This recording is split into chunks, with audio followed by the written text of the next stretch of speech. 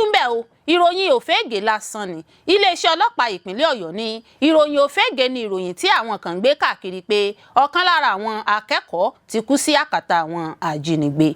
Ó ti dèwọ̀ o fún èyíkéyìí ọlọ́kadà tàbí kẹ̀kẹ́ ẹlẹ́sẹ̀ mẹ́ta láti máa rìn lẹ́yìn aago 10 àbọ̀ alẹ́ nípínlẹ̀ Ọ̀yọ́. Gómìnà Makinde ló sọ̀rọ̀ sókè bẹ́ẹ̀. Awuyewuye bẹ́ sílẹ̀ bí wọ́n ṣe ní àwọn ọmọ Nàìjíríà kan fi nọ́mbà ìgbowó wọn ránṣẹ́ sí àwọn ajínigbé láti gba díẹ̀ nínú owó ìtúsílẹ̀ tí wọ́n gbà lọ́wọ́ àwọn tí wọ́n jí gbé lórí TikTok. Ikọ̀ ọmọ ogun ilẹ̀ wa Nàìjíríà dóòlà àwọn olùfarakásá méjì tó jẹ́ jíjígbé sá lọ nípínlẹ̀ Kwara.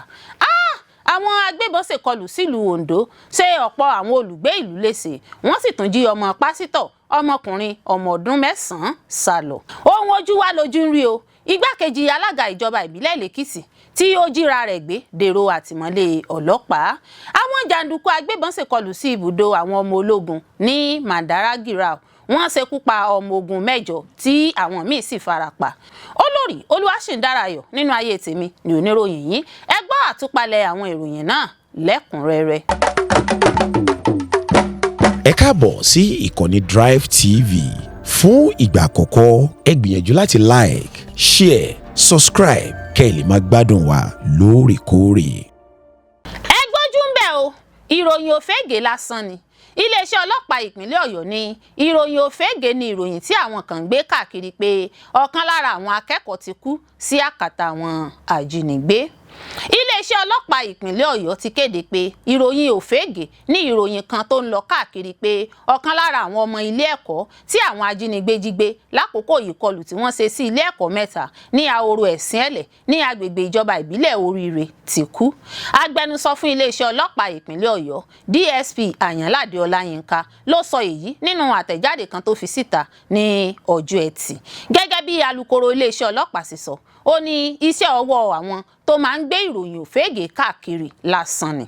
Àtẹ̀jáde náà kà báyìí iléeṣẹ́ ọlọ́pàá ìpínlẹ̀ Ọ̀yọ́ ti ṣèwádìí lórí ìròyìn èké tó ń tàn káàkiri pé ọ̀kan lára àwọn ọmọ ilé ẹ̀kọ́ tí wọ́n jí gbé nínú ìṣẹ̀lẹ̀ tó ṣẹlẹ̀ láìpẹ́ ní ahoro ẹ̀sìn ẹ̀lẹ̀ ní agbègbè ìjọba ìbílẹ̀ Oríire ti kú sí àkàtà àwọn ajínigbé. A fẹ́ fi dá gbogbo ènìyàn lójú pé ìròyìn Ofeege lásán ni láti tan àwọn ènìyàn jẹ tí kò sì ní òtítọ́ kankan nínú. Kò sí ìgbà kankan tí iléeṣẹ́ ọlọ́pàá ìpínlẹ̀ Ọ̀yọ́ tàbí ẹ̀ka ààbò mìíràn tí ń kópa nínú ìsapá láti dóòlà àwọn ọmọ náà ti fìdí irú ìṣẹ̀lẹ̀ bẹ́ẹ̀ múlẹ̀. Ìròyìn náà jẹ́ àròsọ tí àwọn ènìyàn kan fi síta láti dá ìbẹ̀rù, ìdààmú àti ìpòrúru ọkàn sílẹ̀ láàrin àwọn aráàlú àti láti ba àwọn iṣẹ́ ààbò tó ń lọ lọ́wọ́ jẹ.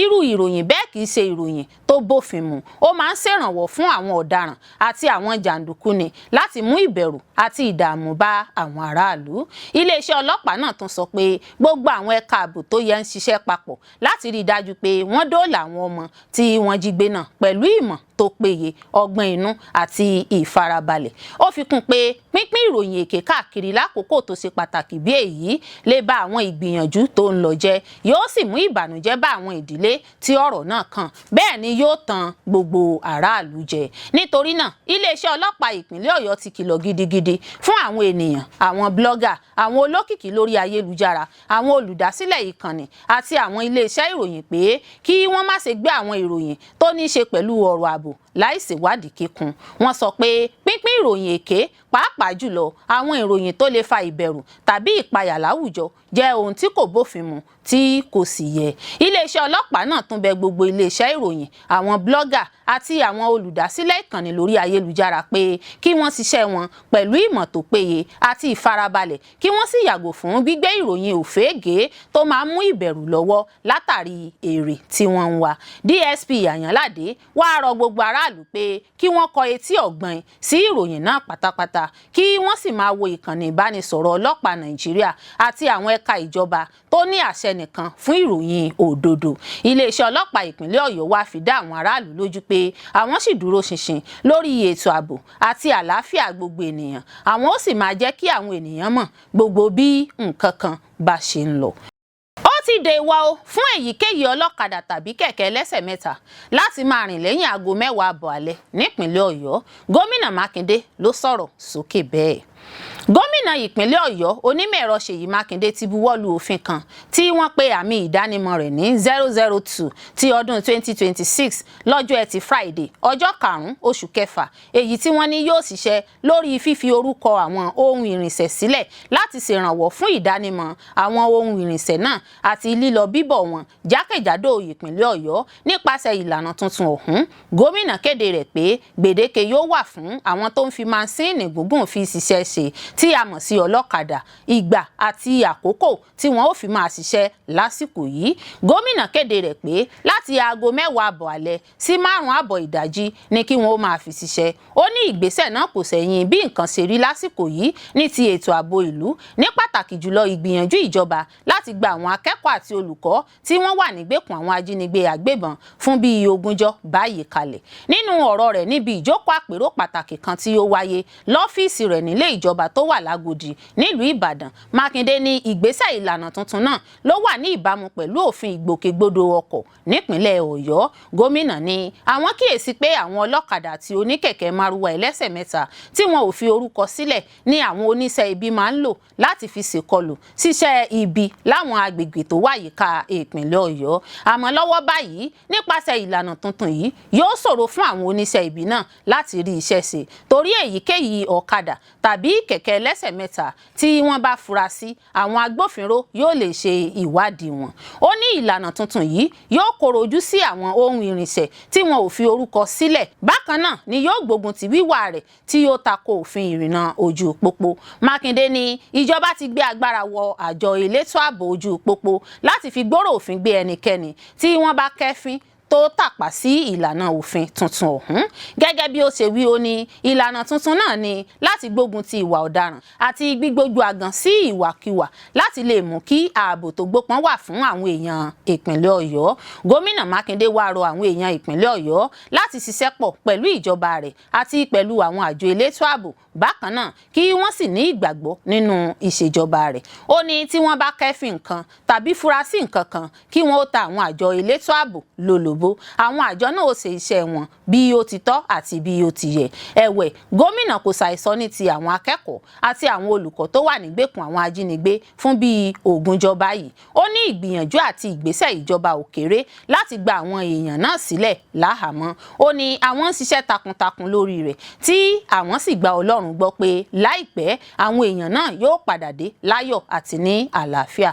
Bákan náà ni gómìnà Mákindé kò ṣàìtúnlu gbogbo àwọn ikọ̀ ẹ̀ṣọ́ elétò ààbò lọ́gọ̀ ẹnu fún iṣẹ́ takuntakun wọn, lílọ bíbọ̀ wọn láti mú kí ètò ààbò rẹ́sẹ̀ walẹ̀ nípínlẹ̀ Ọ̀yọ́ àti láti dá àlàáfíà padà sí àwọn agbègbè tí ìṣẹ̀lẹ̀ ìkọlù ti gbé ṣẹlẹ̀. Lára àwọn tí wọ́n péjọpọ̀ níbi àpérò pàtàkì náà ni abẹnugan ilé ìgbìmọ̀ asòfin ìpínlẹ̀ Ọ̀yọ́ Right Honourable Adébọ̀ Ògúndòyìn, akọ̀wé àpapọ̀ ìjọba ìpínlẹ̀ Ọ̀yọ́ ọ̀jọ̀gbọ́n Musbau Babatunde, olùbádámọ̀ràn lórí ètò ààbò Fatai Owóṣeni, CP Sunday Odùkọ̀yà retired, alága fún Ọ̀yọ́ Otma Mejo Adékọ̀yà Adésàgbà retired, pẹ̀lú àwọn lóòkọ̀-lóòkì tó fi mọ́ àwọn ikọ̀ ẹ̀ṣọ́ aláàbò.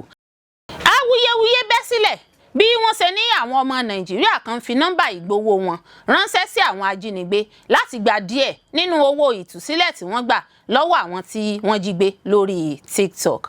Ọ̀pọ̀ àwọn ọmọ Nàìjíríà kan ni wọ́n sọ pé wọ́n fi nọ́mbà ìgbowó wọn sílẹ̀ kí àwọn jànduku ajínigbé lè fún wọn ní díẹ̀ nínú owó ìtúsílẹ̀ tí wọ́n gbà láti ọwọ́ àwọn ẹni tí wọ́n jí gbé káàkiri orílẹ̀-èdè yìí. Olùṣàgbéyẹ̀wò ìdókòwò kan Bọ́lájí Fẹ̀sọ̀mádé ṣàlàyé lójú òpó Twitter rẹ̀ pé àwọn ọmọ Nàìjíríà kan fi nọ́mbà ìgbowó wọn sílẹ̀ fún àwọn ajínigbé lákòókò tí wọ́n ń ṣe live lórí TikTok kí wọ́n lè gba owó ọ̀fẹ́ giveaway lọ́wọ́ àwọn ajínigbé. Ó kọ̀wé pé lánàá àwọn ọmọ Nàìjíríà kan fi nọ́mbà ìgbowó wọn sílẹ̀ fún àwọn jànduku agbébọn kan lórí TikTok fún owó ọ̀fẹ́ giveaway tí àwọn agbébọn náà sì fi owó ìtúsílẹ̀ tí wọ́n gbà lọ́wọ́ àwọn tí wọ́n jí gbé ránṣẹ́ sí wọn. Èyí fi ìṣòro wa hàn. Ọ̀pọ̀ àwọn aráàlú ló ń ṣe àfikún ìwà ọ̀daràn. Nígbà tí àjọ DSS bá tọpinpin owó náà dé ọ̀dọ̀ yín, ẹ máa retí ìfigbóró òfin gbé àti ẹ̀wọ̀n pẹ̀lú rẹ̀. Ẹlòmíràn lójú òpó ayélujára Daniel Fowere kí ohun tí Fẹ̀sọ̀mádé sọ lẹ́yìn. Ó fi kún pé àwọn ajínigbé náà ṣàlàyé fún àwọn tó béèrè owó pé díẹ̀ lára owó ìtúsílẹ̀ tí àwọn gbà láti ọwọ́ àwọn ènìyàn tí wọ́n jí gbé ní àwọn fún wọn síbẹ̀ wọn ò kọbi ara sí i kódà àwọn ènìyàn dúró láti fi nọ́mbà ìgbowó wọn sílẹ̀. Ó ní lóòótọ́ ni àwọn ènìyàn ń fi nọ́mbà ìgbowó wọn sílẹ̀ kí àwọn ajínigbé lè fi owó ránṣẹ́ sí wọn lórí TikTok. Ó yà mí lẹ́nu gan ni. Ìwà náà ti fa ọ̀pọ̀lọpọ̀ awuyewuye láti ọ̀dọ̀ àwọn èèyàn lójú òpó ayélujára bí àwọn kan ṣe ń bu ẹnu àtẹ́ lu ìwà náà tí wọ́n sì ké sí ẹ̀ka Department of State Services DSS láti tọpinpin àwọn tó fi nọ́mbà ìgbowó wọn sílẹ̀. Àwọn mìíràn sì sọ pé kí wọ́n fi wọ́n sílẹ̀ nítorí ìṣòro ètò ọrọ̀ ajé àti ìnira tí ọ̀pọ̀ ọmọ Nàìjíríà ń kojú lọ́wọ́lọ́wọ́ ló mú wọn ṣe bẹ́ẹ̀. Àwọn ajínigbé náà sábà máa ń lo ojú òpó ayélujára pàápàá jùlọ TikTok láti ṣàfihàn owó ìtúsílẹ̀ tí wọ́n gbà tàbí àwọn ojú òpó ayélujára míì nígbà tí ọ̀pọ̀ àwọn ọmọ Nàìjíríà sì ń bá wọn sọ̀rọ̀. News Region sọ pé àwọn kò lè jẹ́rìí sí àwọn ẹ̀sùn wọ̀nyí nítorí àwọn ìwádìí tí akọ̀ròyìn wọn ṣe kò tí ì rí ẹ̀rí tó dájú pẹ̀lú bí kò ṣe tí ì rí fídíò kankan tó rọ̀ mọ́ ìṣẹ̀lẹ̀ náà lórí TikTok. Síbẹ̀ àwọn fídíò kan wà tí àwọn ènìyàn kan ti ń sọ pé àwọn ọmọ Nàìjíríà kan fi nọ́mbà ìgbowó wọn sílẹ̀ fún àwọn ọ̀daràn yìí. Ṣé ẹ rò pé àwọn ọmọ Nàìjíríà lè fi nọ́mbà ìgbowó wọn sílẹ̀ fún àwọn ajínigbé lórí TikTok lóòótọ́? Ṣé ìwọ lè fi nọ́mbà ìgbowó rẹ sílẹ̀ láti gbà nínú owó ìtúsílẹ̀ àwọn kan lọ́wọ́ ajínigbé? Àti pé ṣé ẹ faramọ́ kí àwọn ẹ̀ka ààbò fi ìgbóró òfin gbé àwọn ọmọ Nàìjíríà tí wọ́n fi nọ́mbà ìgbowó wọn sílẹ̀ fún àwọn ajínigbé lórí ayélujára? Ikọ̀ ọmọ ogun ilẹ̀ wa Nàìjíríà dóòlà àwọn olùfarakásá méjì tó jẹ́ jíjígbé sálọ nípínlẹ̀ Kwara. Ikọ̀ ọmọ ogun ilẹ̀ wa Nàìjíríà lẹ́kùn gbùngbùn àríwá lábẹ́ àjọ Joint Task Force JTF Operation Savannah Shield ti ṣàṣeyọrí nípa dídóòlà àwọn olùfarakásá aráàlú méjì tó jẹ́ jíjígbé nípínlẹ̀ Kwara. Iléeṣẹ́ ológun sọ nínú àtẹ̀jáde kan tó jẹ́ gbígbé jáde síta lọ́jọ́ àbámẹ́ta Sátidé pé àwọn ikọ̀ ọmọ ogun ṣàwárí àwọn olùfarakásá náà lọ́jọ́rú Wednesday ọjọ́ 9 oṣù kẹfà ọdún 2026 lásìkò iṣẹ́ ààbò tó múnádóko tó jẹ́ gbígbé kalẹ̀ láti palẹ̀mọ́ àwọn kọ̀rọ̀kọ̀ndù ibùbá àwọn ọ̀daràn àti láti dá ètò ààbò àti ìdúróṣinṣin padà bọ̀ sípò sáwọn ìlú náà. Iṣẹ́ ìdóòlà náà ló jẹ́ gígùnlé nípasẹ̀ àwọn ikọ̀ ọmọ ogun tó jẹ́ dídarí lọ ibùdó ìréde Patrol Base Bàbá Ṣàngó nígbà tí wọ́n gùn lé iṣẹ́ ìréde ìgbénáwojú àwọn aṣeláàbí lójú ọ̀nà Gídándógó Acre agbègbè tó wà lábẹ́ ìtọpinpin àti ìṣòfíntòtó fún ìrùkèrúdò àwọn ọ̀daràn. Gẹ́gẹ́ bí àtẹ̀jáde ìròyìn iṣẹ́ ààbò náà ṣe wí, àwọn aráàlú méjì ti wá bí wọ́n ṣe móríbọ kúrò nígbèkùn àwọn ajínigbé tí wọ́n sì sá àsálà lọ ọ̀nà inú igbó nígbà tí wọ́n ṣalábàápàdé àwọn ikọ̀ ológun náà. Lójú ẹsẹ̀ náà ni àwọn ikọ̀ ológun náà ti dáàbò bo agbègbè náà tí wọ́n sì ṣàyẹ̀wò wọn fínífíní tí wọ́n sì mú wọn lọ àgọ́ wọn fún ààbò tí wọ́n sì dènà èyíkéyìí ìdúnkokò ìjínigbé míì tó lè fẹ́ wáyé nípasẹ̀ àwọn ọ̀daràn tó ń ṣọṣẹ́ láabi ní agbègbè náà. Orúkọ àwọn olùfarakásá tó jẹ́ dídóòlà náà ni ọ̀gbẹ́ni Tèmítọ́pẹ́ Samuel ẹni ọdún 42 42 àti ọ̀gbẹ́ni Mohammed Sani ẹni 40 ọdún 40. Iléeṣẹ́ ológun fìdí rẹ̀ múlẹ̀ pé àwọn olùfarakásá ọ̀hún Samuel àti Sani ń gba ìtọ́jú lọ́wọ́ látàrí ìrírí àti ìlàkọjá wọn nígbèkùn àwọn ajínigbé àgbébọn. Àwọn aláṣẹ iléeṣẹ́ ológun ti sọ wípé gbogbo ètò ti tò lójúnà láti jẹ́ kí àwọn olùfarakásá náà darapọ̀ pẹ̀lú àwọn mọ̀lẹ́bí wọn láyọ̀ àtàlàáfíà àti láti rí i dájú pé wọ́n padà ń gbé ìgbé ayé gẹ́gẹ́ bí ọmọ ìlú láìsí ìyọnu. Àwọn agbébọn ṣèkọlù sílùú Ondo ṣe ọ̀pọ̀ àwọn olùgbé ìlú léṣe wọ́n sì tún jí ọmọ pásítọ̀ ọmọkùnrin ọmọ ọdún 9 sálọ. Ọ̀rọ̀ ètò ààbò tó mẹ́hẹ ti wá di lemọ́lemọ́ báyìí nílẹ̀ wa. Kàkà kí ìtàjẹ̀sílẹ̀ àti ìkọlù náà dínkù níṣe ló ń peléke sí lójoojúmọ́. Àwọn agbébọn tún ṣèkọlù sílùú Ìgbòsì ní Ìdógun níjọba ìbílẹ̀ Òṣè nípínlẹ̀ Ondo. Wọ́n ṣe ọ̀pọ̀ àwọn olùgbé ìlú léṣe wọ́n sì tún jí ọmọ ọdún 9 lọ lásìkò ìkọlù òru mọ́jú ọjọ́ náà èyí tó sọ ìlú sínú ìpayà ìbẹ̀rùbojo. Ìṣẹ̀lẹ̀ ìkọlù náà ló wáyé ní kùtùkùtù lọ́jọ́ Ẹtì Friday nígbà tí àwọn aṣèkọlù yabo ìlú tí wọ́n sì ṣínà ìbọn bolẹ̀ tí wọ́n sì ṣèkọlù sáwọn olùgbé ìlú bí wọ́n ṣe ń ṣọṣẹ́ láabi wọn. Gẹ́gẹ́ bí ìròyìn tó tẹ̀ wá lọ́wọ́, àwọn agbébọn náà ló ṣe bẹ́ẹ̀ ṣèkọlù sí agbègbè náà ní nǹkan bíi aago kan òru èyí tó mú káwọn aráàlú sá àsálà fún ẹ̀mí ara wọn lọ àwọn igbó tó wà nítòsí àti agbègbè tó yí ìlú ká láti móríbọ́ lọ́wọ́ ìkọlù. Ọ̀pọ̀ àwọn olùgbé ìlú ni a gbọ́ pé wọ́n farapa yánnayànna wọn lásìkò tí wọ́n ń gbìyànjú láti sá àsálà. Àwọn aṣekọlù ọ̀hún ni wọ́n tún ba àwọn ilégbèé jẹ́ tí wọ́n sì tún ba àwọn dúkìá jẹ́ ṣáájú kí wọ́n tó na pápábùrà. Orúkọ olùfarakásá tó jẹ́ jíjígbé sálọ ni Master Ọláòṣèbìkan Victor, ọmọ ọdún 9 tí í ṣe ọmọ gbajúmọ̀ pásítọ̀ nílùú náà. Ẹni tó ń fìdí ìṣẹ̀lẹ̀ náà múlẹ̀ fáwọn akọ̀ròyìn lọ́jọ́ Ẹtì Friday, iléeṣẹ́ ọlọ́pàá ìpínlẹ̀ Ondo ti sọ wípé òun ti bẹ̀rẹ̀ iṣẹ́ ìtọpinpin lílépa àwọn ajínigbé agbébọn náà tó lọ́wọ́ nínú ìṣẹ̀lẹ̀ ìjínigbé. Agbẹnusọ iléeṣẹ́ ọlọ́pàá DSP Àbáyọ̀mí Jímọ̀ jẹ́ kó di mímọ̀ pé wọ́n fi ìṣẹ̀lẹ̀ náà tó iléeṣẹ́ ọlọ́pàá létí lọ́nà tó yẹ lówùúrọ̀ ọjọ́ Ẹtì Friday. Gbàrà tí wọ́n ta iléeṣẹ́ ọlọ́pàá lólobó ní ọ̀gá ọlọ́pàá DPO àti ikọ̀ rẹ̀ pẹ̀lú ìfọwọ́sowọ́pọ̀ àjùmọ̀ṣe pẹ̀lú ikọ̀ Àmọ̀tẹ́kùn ló jẹ́ dídarí lọ agbègbè ibi tí ìṣẹ̀lẹ̀ náà ti wáyé tí wọ́n sì bẹ̀rẹ̀ iṣẹ́ ìdóòlà àti ìtọpinpin. Kọmíṣánná ọlọ́pàá ìpínlẹ̀ Ondo CP Felix Ohago ti darí àwọn ikọ̀ agbófinró tactical unit àti intelligence teams níléeṣẹ́ ọlọ́pàá láti tẹpa mọ́ ìgbésẹ̀ ìgbìyànjú lójúnà láti dóòlà olùfarakásá àti láti náwó gan àwọn àṣìláàbí náà. Wàyí o, iléeṣẹ́ ọlọ́pàá fi dá àwọn aráàlú lójú nípa dídóòlà ọmọ tí àwọn agbébọn náà jí gbé. Ó rọ àwọn aráàlú láti ṣe sùúrù kí wọ́n sì wà lójú lalákàn fi ń sọrí, kí wọ́n sì fọwọ́sowọ́pọ̀ pẹ̀lú àwọn àjọ elétò ààbò nípa pípèsè àwọn àlàyé tó wúlò tó lè ṣèrànwọ́ fún iṣẹ́ ìwádìí ìfimúfínlẹ̀ tó ń lọ lọ́wọ́. Ohun ojú ń wá lójú ń rí o. Ìgbákejì alága ìjọba ìbílẹ̀ l'Èkìtì tí ó jíra rẹ̀ gbé dèrò àtìmọ́lé ọlọ́pàá. Igbákejì alága ìjọba ìbílẹ̀ Ìléje-Méje l'Èkìtì Grace Ogunleye ti dèrò àtìmọ́lé lẹ́yìn tí àṣírí èròǹgbà jíjíra rẹ̀ gbé tú sígboro ayé. Ogúnjọ́ oṣù karùn-ún ọdún yìí ni ìròyìn kan jáde wípé wọ́n jí arábìnrin Ogunleye tí í ṣe igbákejì alága ìjọba ìbílẹ̀ Ìléje-Méje gbé lọ nípínlẹ̀ Èkìtì. Èyí ló ṣokùnfà báwọn òṣìṣẹ́ agbófinró ṣe bọ́ sínú iṣẹ́ láti dóòlà arábìnrin náà. Ọjọ́ kejì tí ìṣẹ̀lẹ̀ náà wáyé làwọn ọlọ́pàá rí obìnrin náà, ṣùgbọ́n ìyàlẹ́nu ló jẹ́ nígbà tí àwọn ọlọ́pàá kọ̀ láti yọ̀ǹda rẹ̀ torí pé ìwádìí wọn lórí ọ̀rọ̀ náà fi hàn pé arábìnrin Ogunleye fúnra rẹ̀ ló mọ̀ọ́mọ̀ jí ara rẹ̀ gbé kó lè fi rówó gbà lọ́wọ́ ìjọba.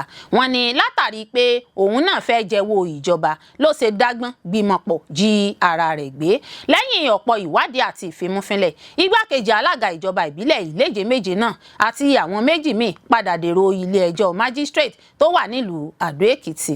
Lọ́jọ́ kẹta oṣù kẹfà ọdún yìí ni adájọ́ ti ilé ẹjọ́ magistrate náà Àbáyọ̀mí Adéọ̀sùn pa á láṣẹ pé kí wọ́n fi arábìnrin Ogunleye sátìmọ́lé ọgbà ẹ̀wọ̀n ti ìlú Àdó Èkìtì, tí adájọ́ náà sì sún ìgbẹ́jọ́ rẹ̀ síwájú dìgbà tí àmọ̀ràn yóò jáde lórí ọ̀rọ̀ náà torí pé ọ̀kan òjọ̀kan ẹ̀sùn tó ní í ṣe pẹ̀lú ìpètèpèrò láti jí ara ẹni gbé nílé ẹjọ́ kà sí wọn lẹ́sẹ̀. Ṣáájú ni Honorable Pius Alaba Dada, alága ìjọba ìbílẹ̀ Ìléje-Méje ìpínlẹ̀ Èkìtì náà ti kọ̀rọ̀ ojú sí ìṣẹ̀lẹ̀ jíjí ara ẹni gbé èyí tó ní í ṣe pẹ̀lú ìgbákejì rẹ̀. Honorable Dada ṣàpèjúwe ọ̀rọ̀ náà bí èyí tí kò ṣeé fetí gbọ́ rárá tó sì bani lọ́kàn jẹ́. Ẹ̀wẹ̀, gẹ́gẹ́ bí ìwòye ọ̀pọ̀ èèyàn ló kọ̀rọ̀ ojú sí irúfẹ́ ìgbésẹ̀ náà tí wọ́n sì rọ àwọn èèyàn àwùjọ láti má pẹ̀lú ọ̀bọ̀jáwùrà irúfẹ́ ìgbésẹ̀ bẹ́ẹ̀ torí ṣíṣe bẹ́ẹ̀ dàbí ẹni da omi àlàáfíà ìlú rú tí ó sì ń tàbùkù ìgbìyànjú ìjọba lórí ètò ààbò.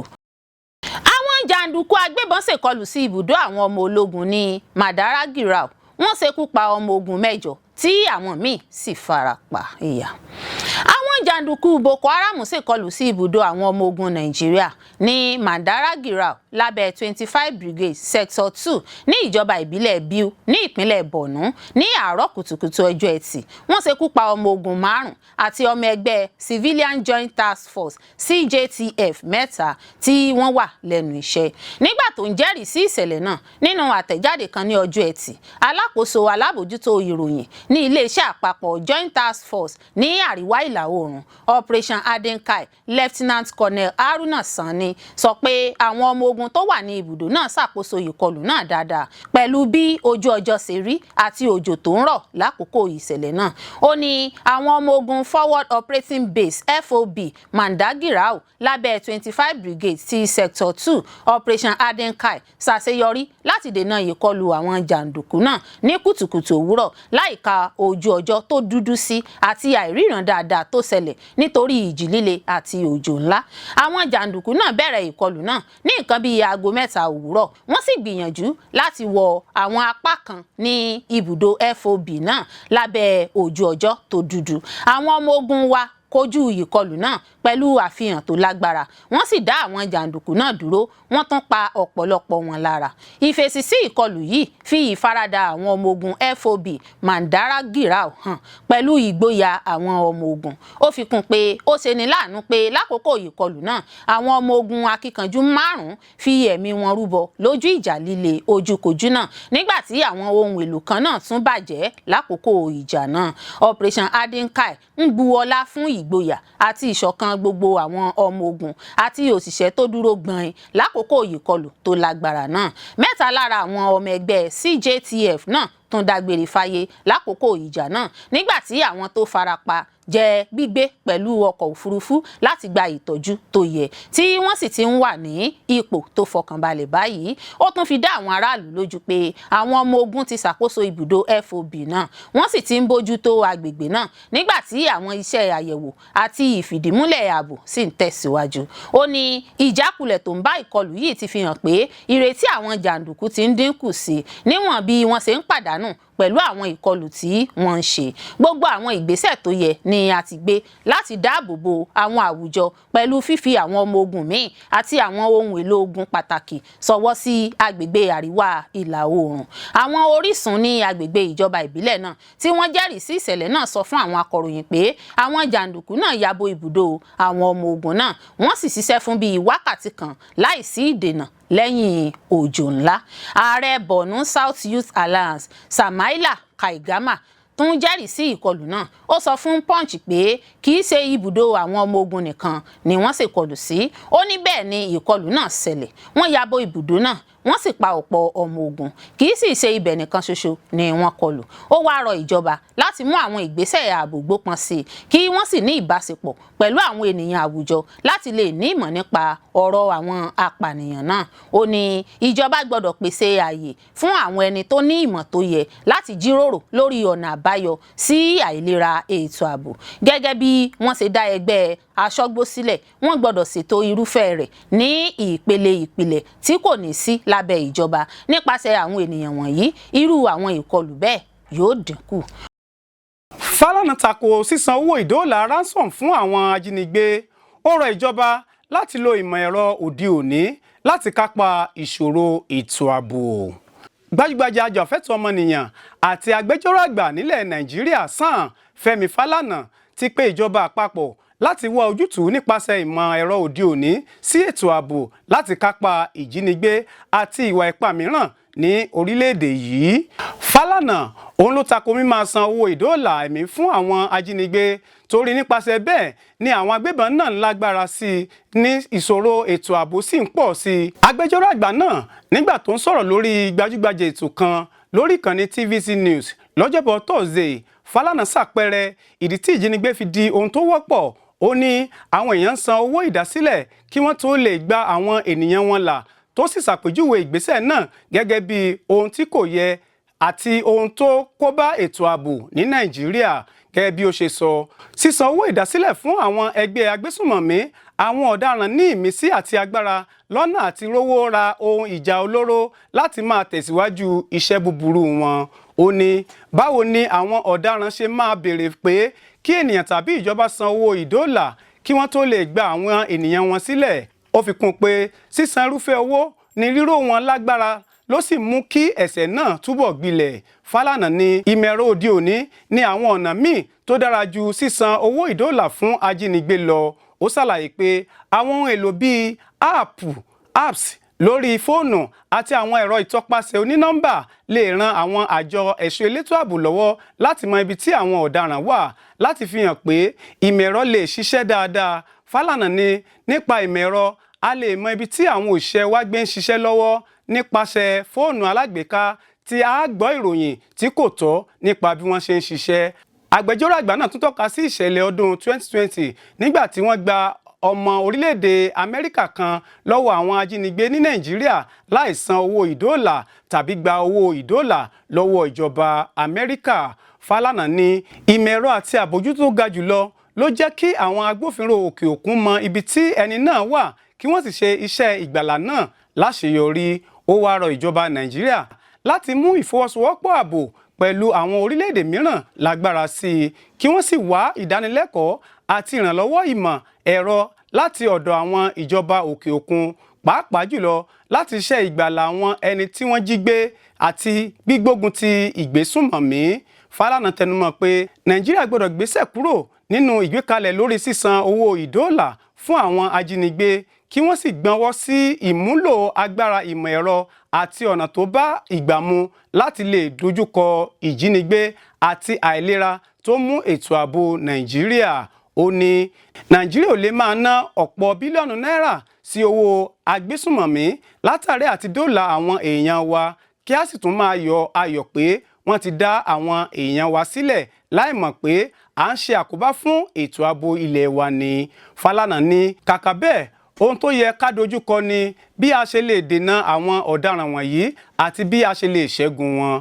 Bákan náà ló koro ojú sí àwọn tó ń fẹ̀sùn kan ẹnìkan pé bóyá òun ló ń ṣe agbódegbà tàbí pé àwọn mọ orúkọ àwọn tí wọ́n wà nídìí ìṣẹ̀lẹ̀ ìkọlù lórí ayélujára. Ó ní kí ló dé tí àwọn èèyàn náà kò lọ sí ọ̀dọ̀ àjọ ọ̀tẹlẹ̀múyẹ́ DSS tó fi jẹ́ pé orí ayélujára ni wọ́n ti ń sọ̀rọ̀. Ó ní káwọn èèyàn ọ̀hún ó má fi òṣèlú ba ohun tó ń ṣẹlẹ̀ jẹ́ kí wọ́n lọ sọ́dọ̀ àjọ DSS láti lọ sọ ohun tí wọ́n mọ̀ ni.